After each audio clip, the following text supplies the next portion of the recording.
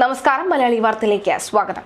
ലോകത്തിലെ ഏറ്റവും വിലയേറിയ ആധുനിക യുദ്ധവിമാനങ്ങളിൽ ഒന്ന് അമേരിക്ക കൊട്ടിഘോഷിച്ച F-35Bയുടെ സാങ്കേതിക തകരാർ പരിഹരിക്കാനാകാതെ ബ്രിട്ടീഷ് റോയൽ നേവി വലയുകയാണ്.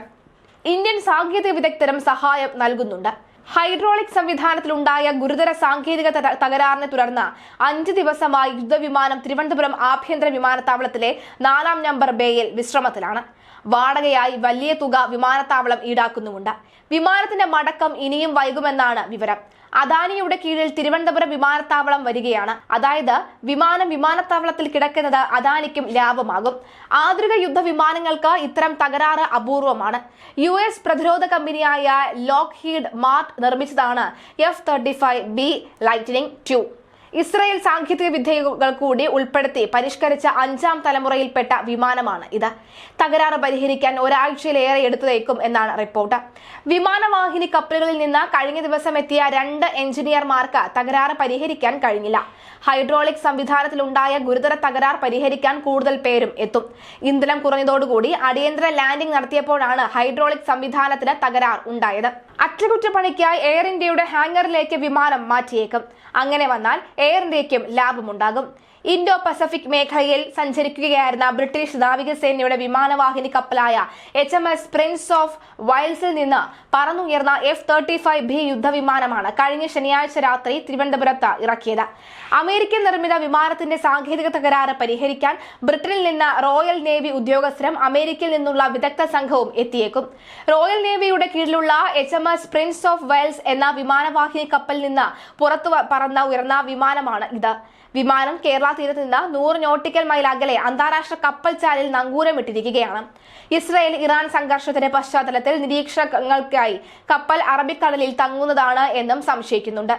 അറബിക്കടലിന് മുകളിലൂടെ പറക്കുന്നതിനിടെ ശനിയാഴ്ച രാത്രി 10:30 ബ്രിട്ടീഷ് നേവിയുടെ യുദ്ധവിമാനമായ F-35B അടിയന്തരമായി തിരുവനന്തപുരം വിമാനത്താവളത്തിൽ ഇറക്കിയത്. സൈനിക അഭ്യാസം നടത്തുന്നതിനിടയിൽ ഇന്ധനം കുറഞ്ഞ് അപകടാവസ്ഥയിലായതോടുകൂടി അടിയന്തര ലാൻഡിംഗ് നടത്തിയെന്നാണ് ആദ്യം പറഞ്ഞത്. എന്നാൽ സാങ്കേതിക തകരാറുണ്ട് എന്ന് പിന്നീട് അറിയിക്കുകയായിരുന്നു. ലാൻഡിങ്ങിനിടെ സാങ്കേതിക തകരാർ എന്ന വിശദീകരണമാണ് ഇപ്പോൾ പുറത്തുവരുന്നത്. ശത്രുസേനയുടെ റഡാർ കണ്ണുകൾ വെട്ടിച്ചു പറക്കാൻ കെൽപ്പുള്ള അത്യാധുനിക സ്റ്റെൽത്ത് സാങ്കേതിക വിദ്യയുള്ള വിമാനമാണ് F-35 എന്നറിയപ്പെടുന്നത്. റഡാറുകൾക്ക് കണ്ടെത്തുക എന്നത് അസാധ്യമാണെന്നാണ് അവകാശവാദം. എന്നാൽ ഇന്ത്യയുടെ ഇന്റഗ്രേറ്റഡ് എയർ കമാൻഡ് കൺട്രോൾ സിസ്റ്റത്തിന് വിമാനത്തെ ആകാശത്ത് വെച്ച് തന്നെ തിരിച്ചറിയാൻ കഴിഞ്ഞു.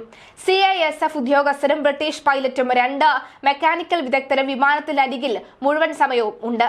അറബിക്കടലിൽ ഇന്ത്യൻ നാവികസേനയും ബ്രിട്ടീഷ് നാവികസേനയും ഒരുമിച്ച് സൈനികാഭ്യാസം നടത്തിയിരുന്നു. ഇതിനായി എത്തിയതാണ് യുദ്ധവിമാനം എന്നാണ് ഔദ്യോഗികമായി പറയുന്നത്. അമേരിക്കൻ നിർമ്മിതമായ ആധുനിക സൂപ്പർസോണിക് യുദ്ധവിമാനങ്ങളുടെ 5-ാം തലമുറയിൽപ്പെട്ട F-35B ലൈറ്റ്നിംഗ് II വിമാനമാണ് തിരുവനന്തപുരത്ത് എത്തിയത്. F-35യുടെ വരവ് ഇന്ത്യൻ വ്യോമസേന തിരിച്ചറിഞ്ഞത് ലോകത്തെ ഞെട്ടിച്ചിട്ടുണ്ട്. ശത്രുസേനയുടെ റഡാർ കണ്ണുകൾ വെട്ടിച്ചു പറക്കാൻ കെൽപ്പുള്ള അത്യാധുനിക സ്റ്റെൽത്ത് സാങ്കേതിക വിദ്യയുള്ള വിമാനമാണ് F-35. എന്തായാലും 3 എഞ്ചിനീയർമാരും 1 പൈലറ്റും അടങ്ങിയ ആദ്യ സംഘം ഞായറാഴ്ച പരിശോധനയ്ക്കായി എത്തിയിരുന്നു.